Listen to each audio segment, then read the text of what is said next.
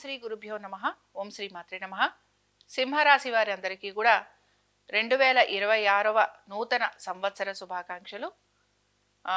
మీరు ఎల్లప్పుడూ కూడా మీరు కోరుకుంటున్న విధంగా ఉండాలని మనస్ఫూర్తిగా కోరుకుంటున్నాను.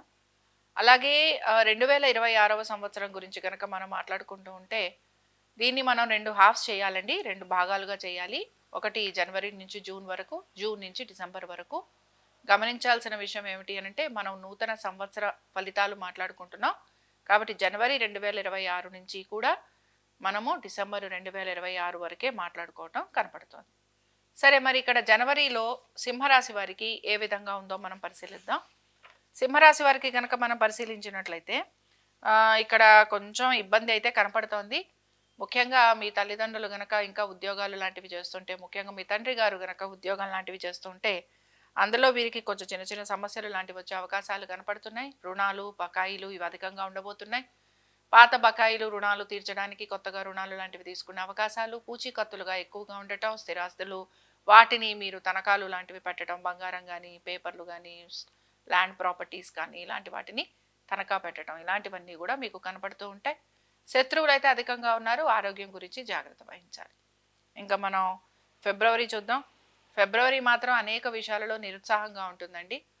వైద్య నిమిత్తంగా ఖర్చులు అధికంగా ఉంటాయి. వ్యాపారంలో ఇబ్బందులు ఎదుర్కోవాల్సిన పరిస్థితులు కనపడుతూ ఉంటాయి. శత్రువుల వలన ఇబ్బందులు ఉంటాయి. అనారోగ్య సంబంధంగా ఇబ్బందులు ఉండటం, వీటన్నిటితో పాటు మీ యొక్క జీవిత భాగస్వామి యొక్క ఆరోగ్యం గురించి కూడా తగు జాగ్రత్తలు ఖచ్చితంగా తీసుకోవాలి. తీసుకునే నిర్ణయాలు ఏవైతే ఉంటాయో మీ బంధుమిత్రులతోటి మీరు సంప్రదించి తగిన విధంగా నిర్ణయాలు తీసుకోవడానికి ప్రయత్నించాలి. భూ సంబంధమైన వ్యవహారాలలో ఇబ్బందులు ఉంటాయని గ్రహించాలి. మీరు చేయని పనులకు కూడా మీ పైన నిందారోపణ ఉంటుంది. అవమానాలు, నిందలు భరించాల్సిన పరిస్థితులు మీకు కనబడుతూ ఉంటాయి. ఎలా చూసినా మీ గౌరవ మర్యాదలకి సంబంధించి లేదా మీ ప్రతిష్టకు సంబంధించి కొంచెం ఇబ్బందికరమైన వ్యాఖ్యలు వినాల్సిన పరిస్థితులు మీకు కనపడుతూ ఉంటాయి. కాబట్టి జాగ్రత్తగా ఉండటం అనేది చాలా చాలా అవసరం. ఇంకా తర్వాత మనం గనక ఏప్రిల్ మాసంలో గనక చూసామనంటే ఏప్రిల్లో కూడా ఏ రకమైన వెసులుబాటు కానీ, ఏ విధమైన మార్పు కానీ, ఆనందకరమైన మార్పులు కానీ ఏవి కనిపించటం లేదు. సో మనం ఏ పనులు అయితే పూర్తి చేయాలనుకుంటున్నారో ఆ పనులు పూర్తి చేయడానికైతే మీరు ప్రయత్నించండి. మీ యొక్క భాగస్వామ్య వ్యాపారాలలో మీకు కొంత ఆర్థికంగా అనుకూలత కోసం మీరు ప్రయత్నం అయితే చేస్తూ ఉంటారు. ఖర్చులు అధికంగా ఉంటాయి. భూ సంబంధమైన వ్యవహారాలు, స్థిరాస్తి వ్యవహారాలు ఇవన్నీ కూడా, కోర్టు కేసులు ఇలాంటివన్నీ కూడా మీకు ఎక్కువగా ఇబ్బందిగా కనపడుతూ ఉంటాయి. దీంతో పాటు అనుకోని సంఘటనలు ఎక్కువగా ఎదురయ్యే అవకాశాలు ఉంటాయి. కాబట్టి జాగ్రత్త వహించడం అనేది అవసరం.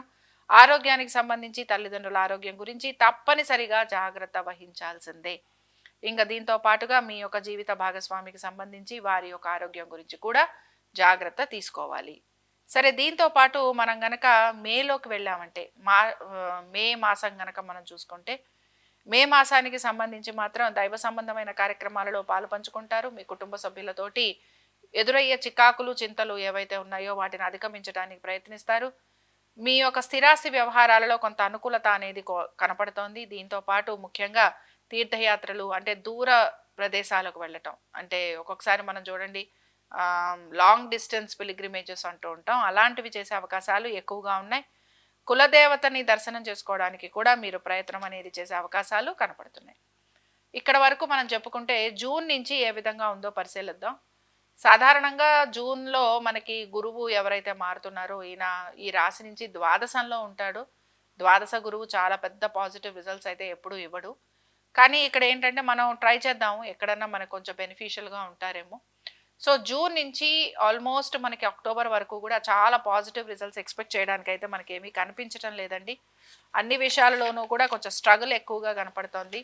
అయితే కొన్ని చిన్న చిన్న విషయాలు ఉన్నాయి. అంటే మనకి స్థిరాస్తి వ్యవహారాలు అనుకుందాం, లేకపోతే కొంచెం ఉద్యోగస్తులు కనుక ఎక్కడికైనా విదేశాలకు వెళ్ళాలనుకున్నా, విద్యార్థులు ఏమైనా చదువు కోసం బయటికి వెళ్ళాలనుకున్నా, అలాగే కొంచెం దూర ప్రయాణాలు లాంటివి చేయాలి, వైద్యం కోసం అప్పుడప్పుడు మనం విదేశాలకు వెళ్తూ ఉంటాం, లేదా వైద్యం కోసం ఖర్చు ఎక్కువగా పెట్టాల్సిన పరిస్థితులు, కుటుంబ ఖర్చులు అధికంగా ఉండటం, ఇవన్నీ కూడా మనకు కొంచెం వరకు కనపడుతున్నాయి.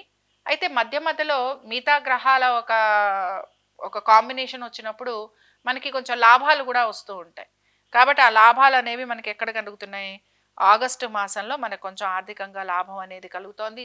జీవిత భాగస్వామితోటి ఇబ్బందులు అనేవి కూడా కలుగుతున్నాయి. ఇక్కడ ఆరోగ్యం అనుకుందాం, వారి యొక్క ఉద్యోగం అనుకుందాం, వారి వ్యాపారం, వారి యొక్క ఆర్థిక పరిస్థితులు, వీటన్నిటితో పాటు ముఖ్యంగా వారి యొక్క ఆరోగ్యం. సరే, బేసిక్గా మనం ఇక్కడ చెప్పుకోవడానికి ప్రయత్నం చేస్తున్నది ఏంటంటే, జూన్ నుంచి ఆల్మోస్ట్ అక్టోబర్ వరకు కూడా మనం అక్టోబర్ ఎండ్ వరకు కూడా చాలా పాజిటివ్ రిజల్ట్స్ అనేవి సింహరాశి వారికి ఎక్స్పెక్ట్ చేయడం లేదు. ప్రతిదీ కూడా చిన్న చితక ఏమైనా చెప్పుకున్నా అవి ఎలా ఉంటాయంటే మిగతా గ్రహాల ఒక కాంబినేషన్ వలన మనం అది చెప్పుకోవడమే తప్ప చాలా పెద్ద చేంజెస్ అనేవి చెప్పుకోవడానికి కనిపించటం లేదు. కానీ అక్టోబర్ నుంచి మాత్రం సిగ్నిఫికెంట్గా చేంజ్ కనపడుతుంది. అక్టోబర్ కూడా దాటాలి, నవంబర్ అని చెప్పుకోవాలి.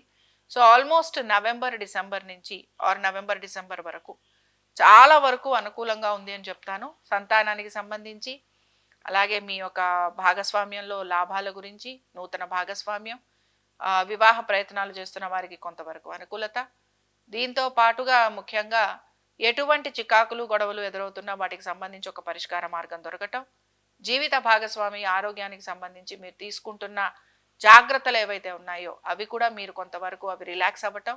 అయితే ఇవి కొంచెం ప్రొలాంగ్డ్గా ఉంటున్నాయి కాబట్టి తప్పనిసరిగా జాగ్రత్త వహించాలి. ఇమ్మీడియట్ రిలీఫ్ వచ్చే అవకాశాలు తక్కువగా ఉన్నాయి. ఇంకా వీటన్నిటితో పాటు ప్రధానంగా దైవ సంబంధమైన కార్యక్రమాలలో ఎక్కువగా పాలు పంచుకునే అవకాశాలు కనపడుతూ ఉంటాయి. మీ స్నేహితులు, బంధువులు ఎవరైతే ఉన్నారో కొంతమందితో కలిగే విభేదాలు జీవితకాలం ఇంకా మీరు వారితోటి మాట్లాడకుండా చేసే పరిస్థితులు మీకు కనపడుతూ ఉంటాయి. ఎప్పటి నుంచో స్నేహితులుగా ఉన్నవారు కూడా విడిపోయే అవకాశాలు కనపడుతూ ఉంటాయి. కాబట్టి ఇవన్నీ కూడా సింహరాశి వారికి మాత్రం ఈ గురు మార్పుని చాలా పాజిటివ్గా చెప్పుకోవడానికి లేదు. సో అనేక విషయాల్లో మీరు సందర్భానుసారంగా నిర్ణయాలు తీసుకోవటం అనేది చాలా చాలా చాలా అవసరం. మరి మీరు ఎటువంటి పరిహారాలను పాటించాలి? జనవరి నుంచి జూన్ వరకు వీరు ఏం చేయాలి అనే దాన్ని చూద్దాం. జనవరి నుంచి జూన్ వరకు కూడా ఈ రాశి వారందరూ కూడా దుర్గాదేవిని ఆరాధన చేయాలి. దుర్గని ఆరాధన చేయటం లేదా కాళీ ఆరాధన చేయాలి. రెండిట్లో ఏది చేసినా మీకు మంచి ఫలితాలు ఉంటాయి.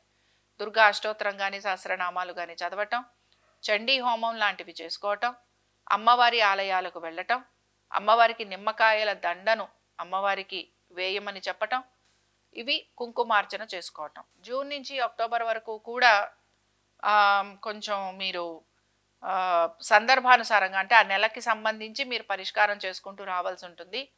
అందులో ఒకటి దత్తాత్రేయుడిని ఆరాధన చేయటం, గానుగాపూర్ వెళ్ళటం, స్వామివారి దర్శనం చేసుకోవటం, అన్నదానం లాంటివి చేయటం. ఇంకొకటి ఏమిటి అనంటే మనసుని కొంచెం ప్రశాంతంగా ఉంచుకోవాలి. ఎక్సర్సైజెస్ లాంటివి చేయడానికి ప్రయత్నించాలి. ఆరోగ్యానికి సంబంధించి ఇబ్బందులు అధికంగా ఉంటాయి కనుక నిర్లక్ష్యం లాంటిది చేయకూడదు. ధన్వంతరి హోమం లాంటిది చేసుకుంటే మీకు చాలా వరకు అనుకూలంగా ఉంటుంది. ఇంకా నవంబర్ నుంచి డిసెంబర్ వరకు ఇక్కడ మాత్రం సూర్యారాధన చేస్తూ ఉండండి, రామరక్షా స్తోత్రం చదువుతూ ఉండండి. రాముల వారి దర్శనం మీకు మంచి ఫలితాలను ఇస్తూ ఉంటుంది. ఇవి మీరు గమనించుకోండి. ఇంకా మరి ఈ సింహరాశి వారికి ఎటువంటి అదృష్ట సంఖ్యలు ఏమిటో మనం చూద్దాము. సింహరాశి వారికి అదృష్ట సంఖ్య కనుక మనం పరిశీలిస్తే 1, 4 ఇవి వీరికి అదృష్ట సంఖ్యలు. ఇంకా వీరికి కలిసి వచ్చే లక్కీ కలర్స్ ఏమిటో పరిశీలిద్దాం. లక్కీ కలర్స్ కనుక మనం పరిశీలిస్తే వీరికి కూడా ఆరెంజ్ కలరు, రెడ్ కలరు, దీంతో పాటు మీకు తెలుపు కూడా బాగా సూట్ అవుతుంది. నవంబర్ నుంచి వీరికి అనుకూలంగా ఉంటుందని చెప్పుకుంటున్నాం కాబట్టి కొంచెం నెమ్మదిగా ఉండండి. మీకు కొంచెం జరుగుతున్న ఇబ్బందులు కానీ ఇలాంటివి ఏవైతే ఉన్నాయో వీటికి సంబంధించి మానసికంగా ఎక్కువగా మీరు కృంగిపోవటం అనేది కనపడుతూ ఉంటుంది. కానీ మనోధైర్యంతో, మనోనిబ్బరంతో పరిస్థితులు ఎటువంటి ఇబ్బందులు కలిగినా కూడా వాటిని మనం అధిగమించగలం. ముఖ్యంగా స్నేహితులు, బంధువులు వీరు ఎప్పుడు కూడా మనకి సహాయం అందిస్తూ ఉంటారు. కాబట్టి వారితోటి కలిగే ఎటువంటి మనస్పర్ధలైనా సరే వాటిని మీరు కొంతవరకు వారితోటి కూర్చొని సాల్వ్ చేసుకోవడానికి ప్రయత్నించండి. అలాగే మీ జీవిత భాగస్వామితోటి కూడా మీకు ఇబ్బందులు అనేవి కలిగే అవకాశాలు ఎక్కువగా ఉన్నాయి.